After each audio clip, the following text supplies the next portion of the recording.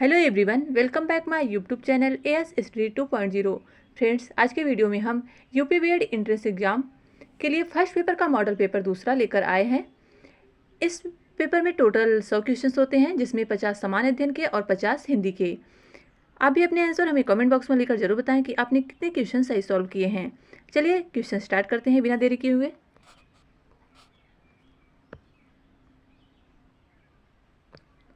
आज का पहला क्वेश्चन है, भारत में सर्व शिक्षा अभियान कब चालू किया गया? भारत में सर्व शिक्षा अभियान 2001 में चालू किया गया है। ऑप्शन सी राइट होगा। यह एक निश्चित समावधि के भीतर प्रारंभिक शिक्षा के सार्वभौमिकरण के लक्ष्य को प्राप्त करने के लिए भारत सरकार द्वारा चालू किया गया है। यानी ये भारत सरकार का एक शैक्षिक कार्यक्रम है जिसको शिक्षा को सार्वभौमिकरण हेतु चलाया गया। और कब चलाया गया? 2000 से 2001 के बीच। और इसकी टैगलाइन क्या है? सब बढ़ें सब पढ़ें। नेक्स्ट क्वेश्चन नंबर 2 है, कमांड कंट्रोल प्लस वी का प्रयोग होता है। यानी कंप्यूटर में जो कीबोर्ड की होती है कंट्रोल प्लस वी, इसका प्रयोग हम किस में करते हैं? राइट आंसर हो जाएगा ऑप्शन बी, पेस्ट करने में। कंट्रोल प्लस सी का प्रयोग करते हैं कॉपी के लिए, कंट्रोल प्लस यक्स का प्रयोग करते हैं कट के लिए, और कंट्रोल प्लस वी का प्रयोग करते हैं पेस्ट के लिए। ये तीनों शॉर्टकट की आप ध्यान रखिएगा, क्योंकि ये आपके एग्जाम में पूछा जा सकता है। नेक्स्ट क्वेश्चन, राष्ट्रपति को राष्ट्रपति पद की शपथ कौन दिलाता है? राइट आंसर की बात करें तो ऑप्शन ए राइट होगा। भारत के मुख्य न्यायाधीश अनुच्छेद 60 के अनुसार भारत के राष्ट्रपति को शपथ दिलाते हैं उनके पद के लिए। नेक्स्ट क्वेश्चन नंबर 4, मौलिक अधिकार प्रतिस्थापित है। यानी मौलिक अधिकार किस अनुच्छेद के अंतर्गत आता है? मौलिक अधिकार भारतीय संविधान के भाग 3 अनुच्छेद 12 से 35 तक है। और मौलिक अधिकार कुल कितने हैं? 6 हैं। नेक्स्ट क्वेश्चन, भारत के पहले सुपर कंप्यूटर का नाम क्या है? भारत के पहले सुपर कंप्यूटर का नाम है परम 8000। यह एक स्वदेशी कंप्यूटर है जिसका निर्माण सीडैक कंपनी द्वारा 1990 में किया गया। याद रखिएगा, सीडैक कंपनी द्वारा 1990 में इसका निर्माण किया गया। और यह भारत का प्रथम सुपर कंप्यूटर जो कि स्वदेशी निर्मित है। नेक्स्ट क्वेश्चन, लाइनक्स क्या है? इसके ऑप्शंस है operating system, entry system, output system, input system. Right answer की बात करें तो लाइनक्स एक प्रकार का ऑपरेटिंग सिस्टम है। ऑपरेटिंग सिस्टम एक तरह का कंप्यूटर का कंट्रोल प्रोग्राम होता है जो कंप्यूटर के समस्त क्रियाकलापों का नियंत्रण रखता है। अगला क्वेश्चन है, भारत में वर्तमान सेना प्रमुख जनरल का नाम क्या है? राइट आंसर की बात करें तो ऑप्शन बी राइट होगा, जनरल मनोज मुकुंद नरवाने। इस समय इनको सीडीएस के पद पर रखा गया है। अगला क्वेश्चन है, बंगाल में दोहरी शासन व्यवस्था किसने समाप्त की? बंगाल में दोहरी शासन व्यवस्था समाप्त की है वारेन हेस्टिंग ने। और लगाई किसने थी? लॉर्ड क्लाइव ने। याद रखिएगा, बंगाल में 1765 के लगभग लॉर्ड क्लाइव ने बंगाल में दोहरी शासन व्यवस्था लगाई थी। और 1782 में वारेन हेस्टिंग ने दोहरी शासन व्यवस्था को समाप्त कर दिया। नेक्स्ट क्वेश्चन, अगला क्वेश्चन है, किस संगीतकार को मिर्ची म्यूजिक अवार्ड 2020 के music composer of the year के लिए सम्मानित किया गया? राइट आंसर हो जाएगा option A, Pritam Chakraborty. Next question है, इग्नू के डिजिटल कोर्स का नाम क्या है? राइट आंसर हो जाएगा ऑप्शन बी, ई ज्ञान। इग्नू एक दूरस्थ शिक्षा का एक केंद्र है, यानी इंदिरा गांधी ओपन यूनिवर्सिटी। और इसके जो डिजिटल कोर्स का नाम है वो है ई ज्ञान। अगला क्वेश्चन है, कौन सा नाम महिला क्रिकेट से संबंधित नहीं है? राइट आंसर हो जाएगा ऑप्शन डी, दीपिका कुमारी। दीपिका कुमारी तीरंदाजी से हैं। हरमनप्रीत कौर, झूलन गोस्वामी, मिताली राज, ये सब महिला क्रिकेटर हैं। नेक्स्ट क्वेश्चन, डोंगरी भाषा भारत के किस राज्य से संबंधित है? राइट आंसर की बात करें तो राइट आंसर हो जाएगा ऑप्शन सी। डोंगरी भाषा मुख्य रूप से जम्मू कश्मीर में बोली जाती है और इसे 2001 में भारत के 8वीं अनुसूची में शामिल किया गया। याद रखिएगा, डोगरी भाषा भारत की जो अनुसूची है 8वीं, जिसमें कुल 22 भाषाएं हैं। भारतीय संविधान में कुल कितनी भाषाएं हैं? 22। वो डोगरी भी उसमें शामिल है और ये कहाँ की भाषा है? जम्मू कश्मीर की। नेक्स्ट क्वेश्चन, अफ्रीकी भाषा का प्रयोग मुख्य रूप से कहाँ किया जाता है? राइट आंसर हो जाएगा ऑप्शन सी, दक्षिण अफ्रीका एवं उत्तरी अफ्रीका।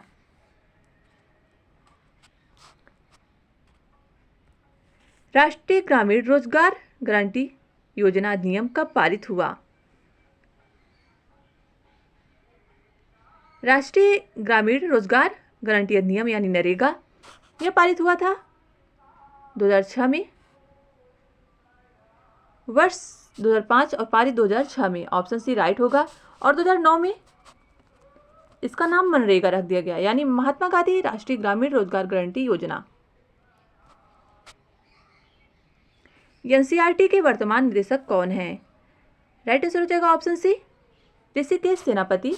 एनसीईआरटी की स्थापना 1961 में हुई थी। 1961 में एनसीईआरटी की स्थापना हुई। इसका मुख्यालय नई दिल्ली में है और इसके जो सेनापति हैं ऋषिकेश सेनापति इसके वर्तमान में निदेशक हैं। और एनसीईआरटी का फुल फॉर्म भी पूछा जाता है, national council of education research and training. Next question, EDUSAT launch किया गया। इडुसैट एक शैक्षिक उपग्रह है जिसको कब लॉन्च किया गया? ऑप्शन डी राइट होगा, 20 सितंबर 2004 को। और इडुसैट का पूर्ण रूप होता है एजुकेशनल सैटेलाइट यानी शैक्षिक उपग्रह। नेक्स्ट क्वेश्चन है, मानव शरीर का कौन सा अंग इंसुलिन पैदा करता है? राइट आंसर हो जाएगा ऑप्शन बी, अग्नाशय। भारत संविधान द्वारा कितनी भाषाओं को मान्यता प्राप्त है? भारतीय संविधान में कुल 22 भाषाओं को मान्यता प्राप्त है और यह किस अनुसूची में है? 8वीं अनुसूची में। और जो अनुच्छेद है वो कौन कौन से अनुच्छेद में है? 243 से 351। 343 से 351। नेक्स्ट क्वेश्चन, प्रथम भारतीय महिला ओलंपिक पदक विजेता कौन है? राइट आंसर हो जाएगा ऑप्शन ए, कर्णम मल्लेश्वरी। और किस खेल में ये पदक जीती थी? भारोत्तोलन। याद रखिएगा, कर्णम मल्लेश्वरी पहली ओलंपिक विजेता महिला में है और ये किस खेल से संबंधित है? भारोत्तोलन। और 2020 जो टोक्यो ओलंपिक में जो स्वर्ण पदक जीते थे वो कौन थे? नीरज चोपड़ा। किस में जीते थे? भाला फेंक में। नेक्स्ट क्वेश्चन, देवधर ट्रॉफी किस खेल से संबंधित है? ऑप्शन सी राइट होगा, क्रिकेट से। नेक्स्ट क्वेश्चन, कौन सा रक्त समूह सार्वभौमिक दाता है? सार्वभौमिक दाता के रूप में ब्लड ग्रुप ओ प्लस माना जाता है। Right answer option D. और ये क्यों माना जाता है? क्योंकि इसमें एंटीजन तथा एंटीबॉडी का अभाव होता है। नेक्स्ट क्वेश्चन, प्रकाश वर्ष किसकी इकाई है? राइट आंसर हो जाएगा ऑप्शन ए, दूरी की सबसे बड़ी इकाई जो होती है वो है प्रकाश वर्ष। अगला क्वेश्चन है, A Hindu view of life के लेखक कौन है? इसके ऑप्शंस हैं Subhash Chandra Bose, doctor Rajendra Prasad, Sarvepalli Radhakrishnan, Pandit Jawaharlal Nehru. Right answer हो जाएगा option C, Sarvepalli Radhakrishnan A Hindu view of life के लेखक हैं। नेक्स्ट क्वेश्चन, एशियन ड्रामा पुस्तक के लेखक कौन है? राइट आंसर हो जाएगा ऑप्शन ए, गुरनाल मिडर एशियन ड्रामा पुस्तक के लेखक हैं। अगला क्वेश्चन, एगमार्क, ये इंग्लिश में लिखा है, कभी कभी लिखा रहता है एगमार्क। याद रखिए,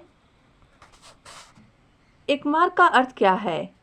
एगमार्क जो खाद्य पदार्थों की गुणवत्ता का सूचक है, यानी खाद्य पदार्थों का प्रमाणन चिन्ह है एगमार्क। नेक्स्ट क्वेश्चन, भारत के किस राज्य की तटीय रेखा सबसे लंबी है?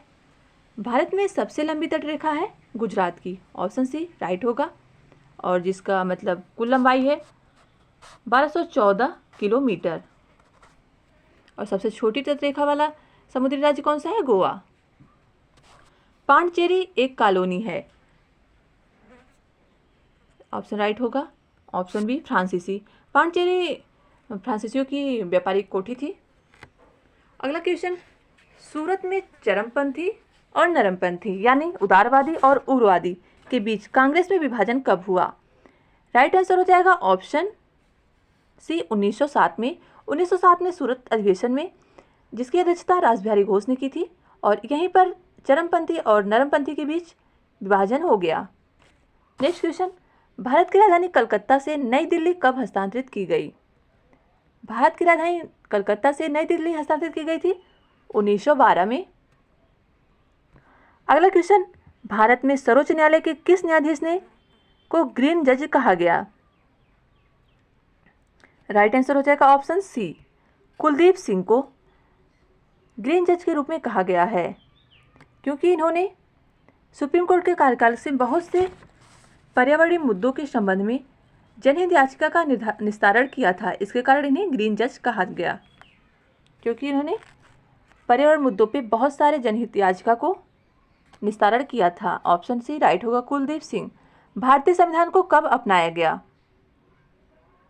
राइट आंसर ऑप्शन डी, 26 नवंबर 1949 को भारतीय संविधान को स्वीकार किया गया, और इसीलिए प्रत्येक वर्ष 26 नवंबर को संविधान दिवस के रूप में मनाया जाता है। याद रखिएगा ये भी पॉइंट। वीडियो अगर आपको अच्छा लगे तो फ्रेंडों में शेयर जरूर करें, और हमारे चैनल को सब्सक्राइब लाइक करना ना भूलें। Next question, my country my life के लेखक कौन हैं? माई कंट्री माई लाइफ की पुस्तक के लेखक हैं लाल कृष्ण अडवाणी। अगला क्वेश्चन, भारत में पहली महिला पुलिस महानिदेशक बनी? भारत में पहली महिला पुलिस महानिदेशक बनी थी कंचन चौधरी। अगला क्वेश्चन है, भारत में कितने पिन कोड क्षेत्रों में विभाजित है? राइट आंसर हो जाएगा option D, Bharat 9 pin code क्षेत्रों में विभाजित है। पिन कोड का जो पूर्ण रूप होता है पोस्टल इंडेक्स नंबर, यानी पिन कोड भारतीय डाक व्यवस्था द्वारा उपयोग होता है, जो 6 अंकों का कोड है। इसकी शुरुआत 15 अगस्त 1972 को हुई। याद रखिएगा, इसकी शुरुआत कब हुई? 1972 को। और पिन कोड क्षेत्रों में विभाजित है 9, लेकिन ये 6 अंक का होता है, ये भी याद रखिए, दोनों में कन्फ्यूजन है कि भारत में 9 पिन कोड क्षेत्रों में विभाजित है। और पोस्टल इंडेक्स नंबर की शुरुआत कब हुई? 15 अगस्त 1972 को। नेक्स्ट क्वेश्चन, रेड क्रॉस की स्थापना किसने की? रेड क्रॉस की स्थापना 1863 में हेनरी ड्यूरेंट ने स्थापित की। यह एक अंतर्राष्ट्रीय संगठन है जिसका मिशन क्या है कि जिंदगी व सेहत को सुरक्षित रखना, और इसका मुख्यालय कहाँ है? स्विट्जरलैंड जेनेवा में। याद रखिएगा, रेड क्रॉस की स्थापना हेनरी ड्यूरेंट ने कब की? 1863 में, और इसका मुख्यालय जेनेवा में है। और ये रेड क्रॉस है क्या? इसमें है कि मतलब स्वास्थ्य के लिए सेवाएं प्रदान करना, देखभाल करना। नेक्स्ट क्वेश्चन, मॉन्ट्रियल प्रोटोकॉल का संबंध किससे है? मॉन्ट्रियल प्रोटोकॉल का संबंध है ओजोन संरक्षण को रोकने से, और यह एक अंतर्राष्ट्रीय समझौता है जो 1987 में हुआ। और कहाँ पे हुआ? कनाडा के मॉन्ट्रियल शहर में, और इसीलिए इसे मॉन्ट्रियल प्रोटोकॉल कहते हैं, और इसका संबंध ओजोन परत के संरक्षण से है। नेक्स्ट क्वेश्चन, सिस्मोलॉजी के अंतर्गत क्या आता है? मतलब सिस्मोलॉजी के अंतर्गत किसका अध्ययन किया जाता है? राइट आंसर हो जाएगा ऑप्शन सी, भूकंप का। सिस्मोलॉजी इंजीनियरिंग की एक शाखा है जिसके अंतर्गत पृथ्वी के प्लेटों की बढ़ती हलचलों तथा भूकंप से संबंधित क्षेत्र में हो रहे विस्तार का पता लगाया जाता है। अगला क्वेश्चन है, लोकसभा की पहली महिला स्पीकर कौन थी? लोकसभा की पहली महिला स्पीकर थी Meira Kumar. Right answer option B, Meira Kumar. Next question, Toba Tek के लेखक हैं? राइट आंसर हो जाएगा ऑप्शन बी, समादत हसन मिंटो टोबा टेक के लेखक हैं। अगला क्वेश्चन, ईस्ट इंडिया कंपनी द्वारा नियुक्त गुमास्ता क्या था? ईस्ट इंडिया कंपनी द्वारा नियुक्त गुमास्ता था प्रतिनिधि, यानी जो माल खरीदने या बेचने पर लेखा जोखा अर्थात बही खाता तैयार करते थे। नरेंद्र मोदी द्वारा पहली बार प्रधानमंत्री के पद पर शपथ की तिथि क्या थी? राइट आंसर हो जाएगा ऑप्शन सी 26 मई 2014। 1918 में महात्मा गांधी का सत्याग्रह किसके समर्थन में था? राइट आंसर हो जाएगा ऑप्शन ए किसानों के। याद रखिएगा 1918 में महात्मा गांधी का सत्याग्रह किसानों के समर्थन में था। क्वेश्चन नंबर नेक्स्ट है, बजट 2019-20 के अनुसार भारत में दुग्ध उत्पादन का दुगना करने के लिए लक्ष्य वर्ष रखा गया है। यानी बजट 2019-20 के अनुसार भारत में दुग्ध उत्पादन कब तक दुगना हो जाएगा? राइट आंसर ऑप्शन सी 2025 तक। और कार्बन शून्य 2070 तक। यह भी याद रखिएगा, शून्य कार्बन उत्सर्जन जो लक्ष्य रखा गया है 2070 तक, और दुग्ध उत्पादन को दुगना करने के लिए 2025 तक। और सबसे ज़्यादा दूध कहाँ उत्पादन होता है? उत्तर प्रदेश में। शरीर की सबसे बड़ी ग्रंथि है? राइट आंसर हो जाएगा ऑप्शन बी यकृत यानी लीवर। और इसका जो वजन होता है 1.5 किलोग्राम से 2 किलोग्राम तक। नेक्स्ट क्वेश्चन, फिरोजशाह कोटला मैदान का नया नाम क्या है? राइट आंसर हो जाएगा option A Arun Jaitley stadium. Firozshah Kotla मैदान का नया नाम है अरुण जेटली स्टेडियम। और ये है कहाँ? दिल्ली में। क्वेश्चन नंबर 46 है, आंध्र प्रदेश में मकर संक्रांति किस नाम से जानी जाती है? राइट आंसर हो जाएगा ऑप्शन ए पोंगल या संक्रांति। मकर संक्रांति जनवरी माह में मनाई जाती है और ये दक्षिण भारत में इसे जनवरी फरवरी में मनाया जाता है। नेक्स्ट क्वेश्चन, ऑस्ट्रेलिया ओपन का एकल खिताब 2020 किसने जीता? राइट आंसर हो जाएगा ऑप्शन बी ऑस्ट्रेलिया ओपन का एकल खिताब 2020 में नोवाक जोकोविच ने जीता था। अगला क्वेश्चन, भारत का पहला परमाणु रिएक्टर कौन सा है? भारत का पहला परमाणु रिएक्टर है अप्सरा, और जिसे 4 अगस्त 1956 को परमाणु युग में प्रवेश किया। जब देश के पहले परमाणु रिएक्टर अप्सरा का शुभारंभ किया गया था, तो इस रिएक्टर का डिजाइन भारत सरकार द्वारा किया गया था। नेक्स्ट क्वेश्चन,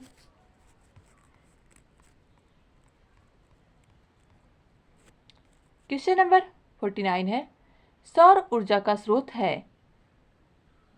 सौर ऊर्जा का जो मुख्य स्रोत होता है नाभिकीय संलयन। जब 2 हल्के नाभिकीय संचालित होकर एक बड़े नाभिक का निर्माण करते हैं, तब यह प्रक्रिया नाभिकीय संलयन कहलाती है। और यह किसका प्रमुख स्रोत है? सौर ऊर्जा का। यानी सूर्य की अपार ऊर्जा का स्रोत क्या है? नाभिकीय संलयन। भारत के किस राज्य में सभी घरों में छत पर बारिश के पानी का संग्रहण अनिवार्य कर दिया गया? Right answer option C Tamil Nadu में। ये थे हमारे समान अध्ययन के पूरे 50 क्वेश्चंस। कमेंट बॉक्स में बताइए आपने कितने क्वेश्चन सही सॉल्व किए। चलिए हम हिंदी के क्वेश्चन स्टार्ट करते हैं। पहला क्वेश्चन है हिंदी का, यानी 51 क्वेश्चन है, निम्न से पृथ्वी कौन सा शब्द है? राइट आंसर हो जाएगा ऑप्शन सी तत्सम। पृथ्वी जिसका अर्थ होता है उसके समान, अर्थात संस्कृत में समान। और अन्य जो समानार्थी शब्द होते हैं जैसे कि अग्नि, वायु, ये सब तत्सम शब्द हैं। और पृथ्वी का जो तद्भव रूप होगा ये भी आप देख लीजिए, पृथ्वी।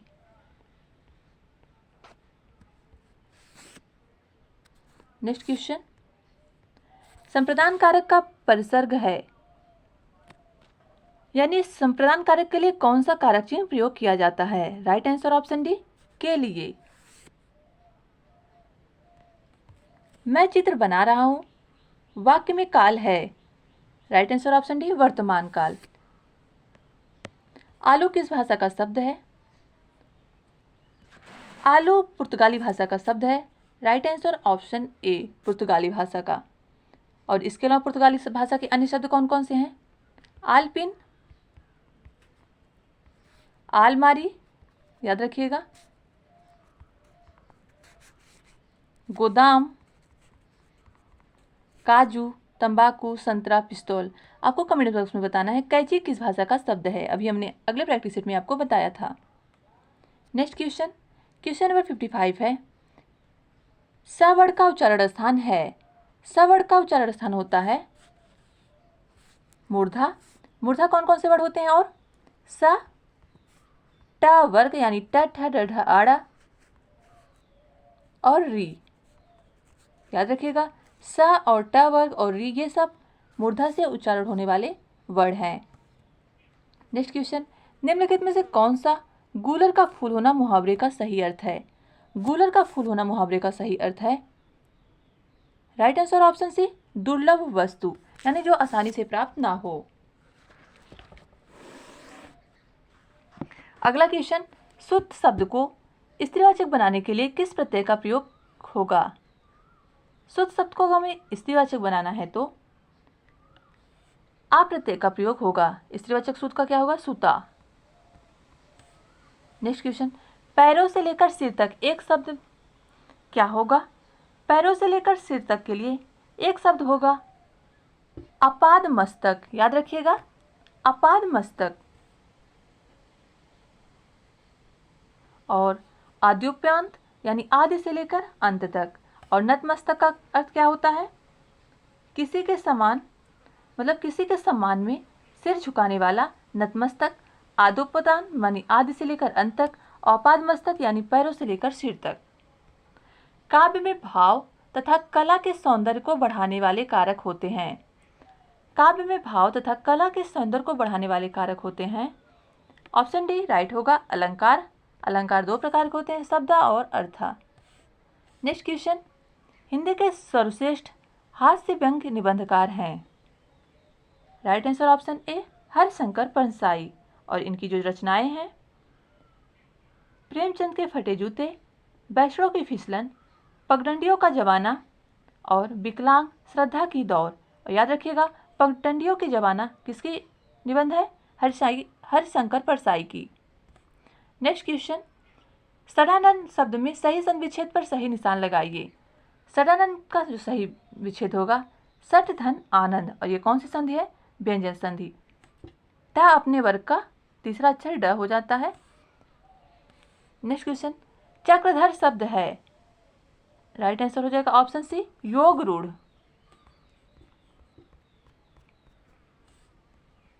नेक्स्ट क्वेश्चन है, निम्नलिखित में अनिश्चितवाचक सर्वनाम हैं, राइट आंसर ऑप्शन ए, कुछ, कुछ, कोई, ये सब अनिश्चयवाचक सर्वनाम होते हैं और यह निश्चयवाचक सर्वनाम है। और क्या कौन? प्रश्नवाचक। सर्वनाम कुल कितने प्रकार के होते हैं हिंदी में? 5 प्रकार के, 6 प्रकार के होते हैं।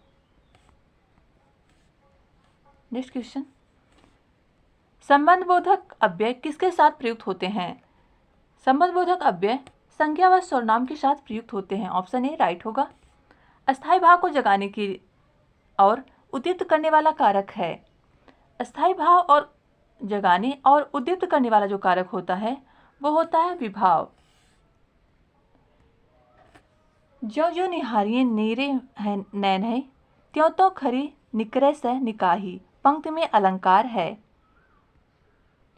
राइट आंसर हो जाएगा ऑप्शन डी, पुनरावृत्ति अलंकार। जो जो निहारिये नीरे है नैनाई, त्यों तो खरी निकरे से निकाय, इसमें कौन से अलंकार है? पुनरुक्ति। इनमें से कौन सा शब्द शुद्ध है? उज्ज्वल, मूर्ति, दीपक, इनमें से कोई नहीं, राइट आंसर हो जाएगा ऑप्शन डी, इनमें से कोई नहीं। दीपक में बड़ी रहेगी। और उज्ज्वल में, उज्ज्वल कैसे लिखा जाता है? दोनों ही आधा ज रहते हैं, उज्ज्वल। और मूर्ति में बड़ी उ की मात्रा रहेगी, दीर्घ उ।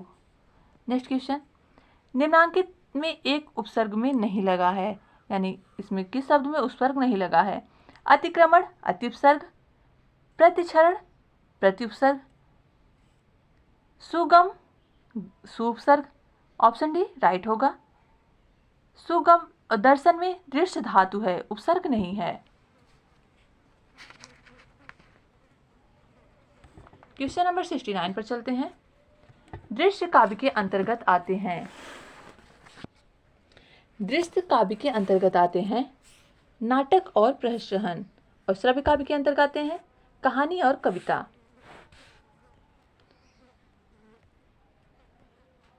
डबल कामा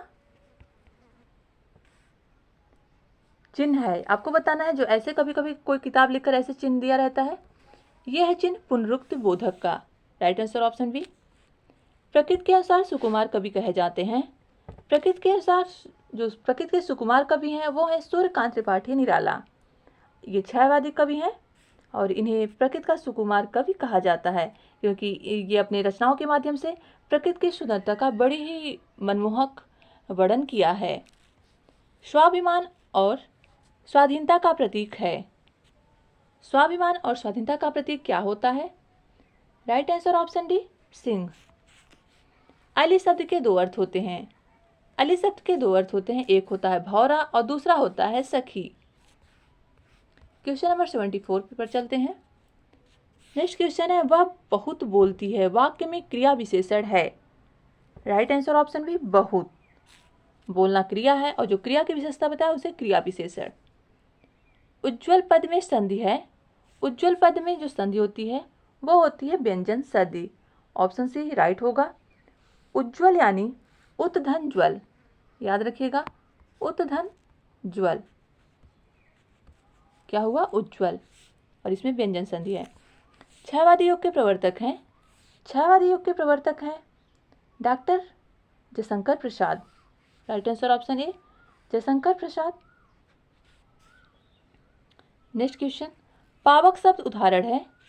पावक शब्द अयादि संधि का उदाहरण है और इसका जो संधि विच्छेद होगा प धन अक, यानी अ प्लस अ मिलकर क्या बन गया? आव। नेक्स्ट क्वेश्चन, समांतर काव्य के कुल कितने भेद बताए गए हैं? राइट आंसर की बात करें तो बी, 2। एक होता है दृश्य काव्य और दूसरा होता है श्रव्य काव्य। प्रसारण का विलोम होता है, प्रसारण का विलोम होता है आकुंचन। नेक्स्ट क्वेश्चन, लोक संस्कृति का जन्म हुआ। लोक संस्कृति का जन्म गांव में हुआ। कृपाण शब्द है, कृपाण शब्द है। राइट आंसर ऑप्शन डी, तस्तम। कृपाण मीन्स क्या होता है? कटार, इसका तद्भव है। और कृपण मीन्स याद रखिएगा, मीन्स कृपण मीन्स कंजूस होता है और कृपाण मीन्स होता है कटार। नेक्स्ट क्वेश्चन, बुद्धि भ्रमित होना किस मुहावरे का सही अर्थ है? बुद्धि भ्रमित होना, राइट आंसर हो जाएगा ऑप्शन ए, चक्कर में पड़ना, यानी किसी के चक्कर में पड़ जाना, यानी बुद्धि भ्रमित होना। सिर से बोझ उतरना मुहावरे का अर्थ है। सिर से बोझ उतरने मुहावरे का अर्थ होता है ऑप्शन ए, भार टालना, यानी कोई बहुत बड़ा बोझ आपके सर से उतर जाना, यानी आपका भार कम हो जाना। नेक्स्ट क्वेश्चन, निम्नलिखित में रूढ़ शब्द कौन सा है?